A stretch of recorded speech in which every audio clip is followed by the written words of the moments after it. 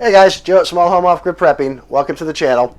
So if you've seen our first video before this one, you see the panels that we installed. I showed you guys how I installed the panels, anchored the rails down and everything like that. This is the next video. There's going to be a few videos here with all this. This is the next one where I'm showing you guys how I'm connecting this to my house. I've actually trenched it out, buried some pipe and wire and all that. So you'll see that, and also my charge controller came in while I was doing all this. So I showed you guys my charge controller. My breakers for that will be in this Thursday, so it should be Friday. I'll be making another video on installing the charge controller. Then from there, I think I have one more, and then we're going to be powering the whole thing up and showing you all the amperage, the wattage, and everything like that. So, but this one, like I said, guys, you see how I connected this to my house is a solar generator. Okay, so yeah, you see here, I got the trench all dug here. When you're putting electric wires in pipe per National Electric Code, you need to be 18 inches from the top of the pipe, and you can see my trench here is quite a bit more. This is when you come down over into here. Here's the whole trench. You come over here. Here's my main water line coming in the house here. And this is 12 inches down right over there, and then you can still see how much farther you go down. This trench is actually closer to 20 inches. When you're digging, though, you want to watch out for stuff like that. I built this property. I bought this place from when it was just Mother Nature out here. There was no house. There was no electric. There was no plumbing. Everything you see, I did here. So yeah, like I said, I know where my plumbing is, I know where my electric is. These are internet lines coming in over here, direct bury internet lines, the two of them. These pipes that you have over here, these ones down here, there's two of them here. These are my security camera wires piped in here. Each pipe has 4 wires in there, 4 cameras connected, so these are actually 8 of the cameras out of the current 16 that are on the property here. And you see here, that's the water line coming in the house. That's just been sleeved. It's still 3/4 inch, but it's been sleeved. So yeah, when you're digging, there's a lot of electric here. Like I said, I did all this. I installed all this, so I know where everything is. But you can call. There's places, if you don't know and you want to trench and bury some pipe in the ground and all that. There's places you can call here in Florida. I believe it's 811. Call before you dig or something like that, they call it. Not completely sure, but they'll come out and they'll identify all your utility lines, make sure you're not going to cut into any high voltage lines and hurt yourself or anything like that. So always, like they say here in Florida, call before you dig. So yeah, that's my water line here, and this actually is a little bit lower. You can see here the line right along here on the house over here. This is where my grade is, right along over here, and then all of this down here. Okay, all of this down here, this is still all concrete all the way down here. So this is about 8 inch. Oh, let me see. Okay, so this is about 8 inches of concrete going up to the house over here, and then you can see this little ledge along over here where the form board stopped. Then you still go. There's code was 16-inch footers from down there, but my concrete guy went more like 20 inches. So this whole thing here is way more than 24 inches from up here all the way down to there. This steel reinforced monolithic slab has a fiber mesh in the concrete. So I mean, this house is just built solid here. But yeah, if you're putting, like I said, when you're putting pipe in ground here, and you've dug a trench, then like I said, you have to be 18 inches from the top of the pipe itself. Okay. So a lot of people you see out there, you tell them 18 inches, and digging a trench is not easy. It's not the highlight of being an electrician, but our pipes are in the ground, our pipes are up in attic. These are places that we work. Our wires are in walls. I mean, as an electrician, these are things that we do here. So like I said, you see a lot of people that they start digging a trench, don't realize how hard it is to actually dig a trench, and you know, 18 inches, they dig an 18-inch trench, you put the pipe in, and your pipe's only 16 inches from the top, and that's not code. So I usually go about 20 inches with my trenches here when I dig a trench, and I am doing 2 projects here right now. This is going to be the solar connection from my house. The wires will be buried over here, so I'm going to be connecting my solar panels as a solar generator, the same way I connect my regular generator to the house using the interlock and all that. But also, when I was building the place, we had a lot of temporary electric here, and I pretty well got, this is the last step right here. I got everything taken care of. I have all what was temporary electric, you know, redone, connected to panels and all that. But this is a stove that's in the shed that we were using, so I have to move that over here. So we're going to be moving the stove circuit. That's why the actual inlet for the solar is going to be coming up the wall along over here, but the stove circuit's going to be coming this way over to where the panel is, and then coming up into the bottom of the panel right over there. I already put the MA in on the bottom there, so it's going to come in right over there. So now what we're going to do is I'm going to dry fit for actually both of them, because like I said, both runs are going in this trench here. So I'm going to dry fit for both the pipes, for the stove circuit and for the I got a mountain of dirt here, and for the generator connection. But yeah, you can see all the digging I did here. See the mountains of dirt Got my PVC pipe. Yeah, there's definitely been some digging going on here. And best part is I got to put all this dirt back in. And this isn't the only trenches I've been working with. Like I said, I've been moving the stove circuit. The stove circuit was in the temporary power line, in a power box. When we were building this place, we put in a temporary power pole, which is pretty close to 200 feet away from here. I had to redo some wiring and change in there. I didn't dig a 200-foot trench, no. But it is in the shed, so I do continue all the way around to the back for probably about another 30 feet. This is about a 20-foot trench here, the whole thing going to the shed. Then it goes another 30 feet. So I've dug about a 50-foot trench somewhere in that area over here. But yeah, you can see all this dirt, and all this dirt's got to go back in once I'm all done. So at this point, like I said, you see I got some pipes sitting around over here and all that. I'm going to dry fit all this for both circuits, and then once I get everything dry fitted, then I'll come back and I'll explain to you guys what we did over there. Alright, so I have all the pipe in dry fitted. You see both. Like I told you, I'm working on 2 projects here today. The ones I really need to do for quite a long time here, but as you see here, all the pipe is in. And let's go over here. Let me get over to the mountain hub over here. So yeah, it runs. I'm going to show you guys a trick. When I came over to the corner here, as you can see, the one that was going over to the panel for my stove circuit that I'm running from the shed, if you can see the trench, I don't know how the camera is going to show this, but you can see it's not really quite 45 degrees. It's off a little bit. So the problem is, if I used a 90, a PVC 90, it was actually curving it back into the earth over here. It wasn't going straight this way. So as you see here, I used liquid tight flex with waterproof ends, which are rated to be buried. You can see the black seals down inside of there. You just need to make sure that you get these tight. That is called a female adapter, what it connects into, which is going on to the end of the pipe over here.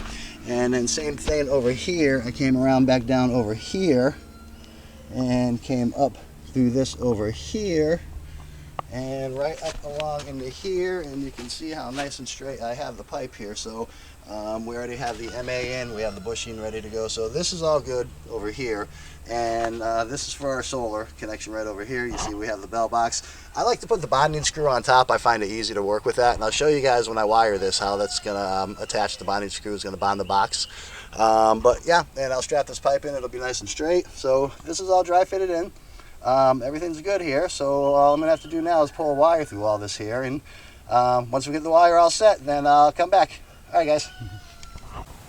Yeah, so this is a bunch of wire here. I'm not using all this. Like I said, I'm working on a couple projects here right now. We had a lot of temporary when we were staying in the RV on the land and building the house here. First thing, you know, when you're going to do something like that, there's a couple of things you don't take into consideration. One is laundry. The other is having a full-size stove, full-size refrigerator, stuff like that. So I built the shed and put a washer, dryer, put a stove in there, put a full-size refrigerator in. So we don't use the stove anymore as far as the oven goes and all that, but we do use it for cooking stuff for the chickens out here. We give eggs back to the chickens and stuff like that. So all this wire isn't being used. I just did pull all this out as temporary wire. This is all the wire that I've been using for temporary. So the number 10 is going to be used here today. But I don't have, that's number 8 over there. That's not enough for the stove circuit. I'll be using number 6 for that. But the number 10 that we have over here, that I'm going to be using for the solar connection over here. And of course, this is the cord you guys saw me on the other video when I connected the generator to the house. I showed you guys how I build this cord and all that. One thing I'm going to do different, which I'll explain to you guys once I get everything in and get it connected. This cord is actually going to be turned into 2 cords. One a little longer, one a little shorter, because the solar connection is going to be mounted right next to the inlet, the generator inlet. So I don't need this big long cord. So I'm going to cut a cord about 2 feet maybe off of this here. I'll put 2 new ends on, so the longer one will work for the generator, and the shorter one will just connect right to the solar receptacle going right to the generator inlet, and we'll use the interlock from there. So I'm going to pull the wire through here, and once I get all the wire pulled through, then I'll come back and show you guys how I'm making the connections. Oh, so I'm going to bleep back in. I was just getting ready to pull the to dry fit the pipes over there. I just signed off with you guys about the trench. We were talking about the trench. All of a sudden I heard a car. I've been waiting for a new charge controller for my solar. I had I'll show you. I'll do a video on this probably when I connect this thing. This is my new one. It actually just came in right over here. I haven't even opened it up yet. I haven't even seen it. I'm getting it on camera so you guys can see it for the first time just like me. This is an 8 amp charger, MPPT. I have a 100 amp, which I love it. It's beautiful. It's a little cheap chintzy one. This one's quite a bit more expensive. It's a little cheap chintzy one. Everything works perfect except for one thing. The manufacturer lied. It works perfect up to 20 amps. As soon as you go over 20 amps, it starts to overheat, and then it shuts down. It has a mode where it'll shut down on overheat. So I'll still use it for a smaller system that I have, which is only 100 watts, which would only be pulling 4 amps. So anything under 20 amps, it works perfect. But like I said, I ordered this one. I've been waiting for it to come in, so let's take a look at it. And don't mind my dirty hands here, guys. I've been digging a trench, so I'm not the cleanest right now. So let's see what we got here. Alright, so hang on, I gotta set the camera down for a minute, so hold on. Okay, so here it is. It comes with this fancy foam around it and all that. Alright, so let's see if I can get this foam off with one hand over here and see what this thing looks like. So here we go. And like I said, that is my new charge controller here. I'm going to be connecting it. It's an 80 amp charge controller. Like I said, it just came in. I was talking to you guys about showing you my trench and everything like that here, and I heard the car pull up, and here it is. So I've been waiting a little over a week for this thing here. So I'll probably do a real quick video when I connect this thing, just to show you guys how the wires go, how it gets programmed and everything like that. Once we get this thing in, we get this trench dug. This project is getting pretty close to finished here.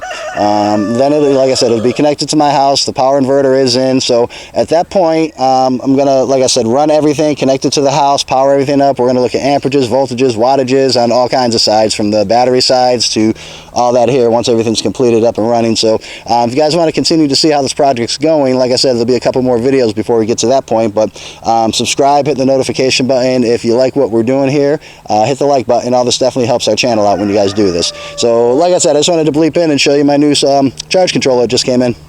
Alright, so we got the wire pulled through over here. We started filling the trench back in. You can see down over here, got the water main cover back on and started putting the sod back in place and all that.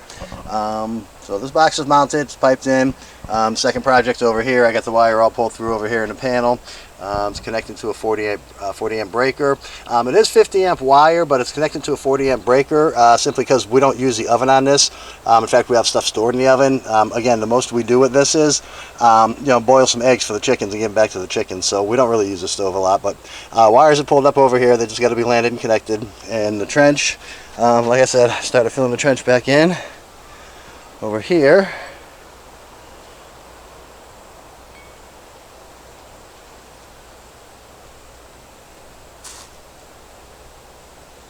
And that is our box, and you see it's right next to the generator inlet over here.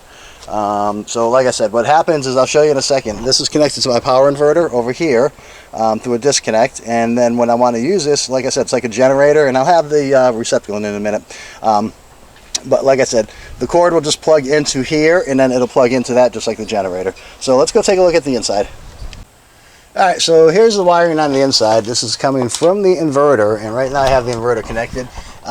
These are marked when you're connecting a disconnect. Usually the two center are aligned, but it will say it is marked. So this is kind of normal, two center line. The two on the outside are load. This is the charge controller. Like I said, it's a real good one. I like it. It's just not a true 100 amp, and you can tell. I was kind of suspicious when you can barely get number 8 wire in there, which is nowhere near 100 amps. And that one over there is just little. That's for a 100 watt panel. I'm using separate, different, not even tied to this system here. This is the new charge controller, just came in, but here's the inverter right over here. Like I said, split phase, 6,000 watts. It's right up top over here. Look at that, 6,000 watts, 24,000 surge. This baby's beautiful. I love it. We're not going to talk about it today. I'm going to get into this after. But so yeah, like I said, we're all pulled through here. I just have to make the connections now. So this is what's going in over here. This receptacle right down here. It's identical to what you see on the generator, L14-30. So not a 14-30. Make sure the L's there if you guys get this. So all right. So I'm going to get this all connected here, and then we'll be able to start this up and check our voltage. Alright, so you see we've got the wiring all connected to this now. This is all wired in, ready to go. The only thing is, though, before we actually screw this in, we have to install what's called a bubble cover. This bubble cover will go on the front over here. It's a weatherproof cover. It keeps us dry when it's raining. Let's go take a quick look at the inside. I'll show you what I did there, and then I'll put this bubble cover on. Okay, so you can see how I connected the wires here. You have L1, L2 over here. That's coming in. That connects to the receptacle that we put on the side of the house. Neutrals just get tied together over here, and then you see we grounded, connected to the grounds over there. So that's really it. The way this works is You see how this inverter, this actually has two separate neutrals over here. So when I come out of this, if I want this to be a 240, which actually it's 230, puts out about 235. I'll show you guys real quick in a second here. But puts out about 235. So anyways, if I want that to be then these neutrals have to get tied together, okay? That's it. Otherwise, these neutrals are separate. There's little jumper wires. If you only want this thing to be a 120, then you'd have a jumper wire that connects from here to here and then here to here. And that makes this entire thing a 120. If you want it to be a 240, then you wire it up just like this over here, and these get tied together in the box that I put in over there. So I'm going to put the bubble cover on, and then I'll just check some voltage real quick on this.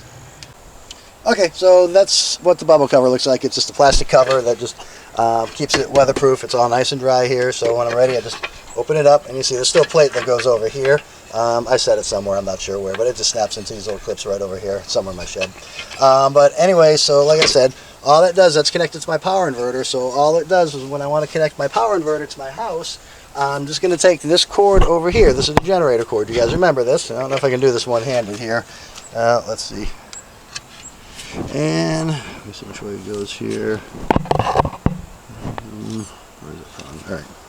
It goes just like this over here, so then it's just going to plug in just like that there, and that's it. That's plugged in, so this is now connected to my power inverter. And you guys remember the generator inlet from when we did the generator video? That's this right over here. So we're just going to take the other end of this cord here, and again, I don't know if I can do this one-handed. All right, so this is going to go. All right, so this goes this way. So this goes in. Kind of something like this over here. Where is it? A little difficult one-handed. I might have to set you guys down for a second here. Nope, I got it. There we go. Okay, so that's it. So yeah, that goes in just like the generator does. Difference is, instead of being plugged into a generator, this is now plugged into my solar over here just like this, and that plugs in over here just like this here. And this cord, this is super long. I don't need it to be this long, so different project. I'm going to actually shorten this, put more ends on this, and this cord will literally just flip from here to here. That's it. So that's going to be your whole solar connection to the house right there. So super simple. So this is ready. Let's go connect some power and see what's going on. So alright, so now I'm just going to turn this on here. I'm just going to go to power saver off, okay? I'll explain the inverter later. This has the power saver when I actually have everything done. Next video, like I said, I think I'll hook up the charge controller and show you guys how that goes together. Then we should be all done. So I'm going to fire everything up, run the whole house, check AC voltage, DC voltage, wattage, all that stuff there. So, but anyways, I just turned this on here. So now let's go to our disconnect. And again, I'm doing this one-handed, so one-handed is not quite easy. But you see here on the meter, I am putting out 233, 234, right around about 233.97, right in that area over there, okay? So that's all working fine. These two over here, you see I have the handle pulled out, so these two, when I just ran, these are dead. I can touch this all day long, nothing's going to happen. So now, when I take this and I actually plug this in here, like that. So now, if I check the two outside ones, now they are alive. Now I won't. Now they're alive. I won't touch them now. So let's see here. Okay, so when I check that and I check that, let's see. Okay, we have 231.5. Shouldn't be any load on this right now. So, all right, so that's good. So let's see what we got coming out of the inverter here. So same thing, we're just going to check L1 and L2, which really doesn't matter here, what color I use. L1, L2, L1, L2. Okay, so we got 231.4 coming out of the inverter. So that's the same as coming out of the disconnect here. So that's good. Like I said, this is really powering up 230 is what it is. So now let's head over to the panel and see what we got. Okay, so you see I have the cover off. The interlock is on the cover. That's the way these things go. But you see this is the generator breaker turned off here. So they should have power coming up into it right now though, even though it's not on. Let's do that. And, oh, I just fell off the lead right there. Hold on. Okay. Hold on. And this is me doing this one-handed. I'm not making a good connection on these things here. Let me get this in the hole here. Alright, that should be better. Here we go. Okay, so yeah, 231.4. So we have the same exact thing coming into this panel. It's coming out of the inverter. So my panel is powered up. That's it. So, like I said, guys, I'm going to connect the charge controller. And then, like I said, from there, I'll do the last one on all this here because I'll be all done. Everything's ready to go. We'll run the house. I'll show you the refrigerator working and all that. But this powers my entire house, just like a generator does. This is a 6,000 watt system. It's way more than what I need. It works perfect. Like I said, powers my air conditioner, powers everything up, just like I had regular power. So, anyways, guys, like I said, next one I'll do is on the charge controller. I should have that one in a day or two because I want to get that thing in. It's kind of hard doing all this today when my new charge controller came in. I want to get this thing hooked up and get everything running, especially when I've already had this thing running. I've had the house powered up and all that. So, but anyways, guys, like I said, you like this, you want to see the rest of the videos, subscribe, hit the notification buttons, and we'll see you on the next one.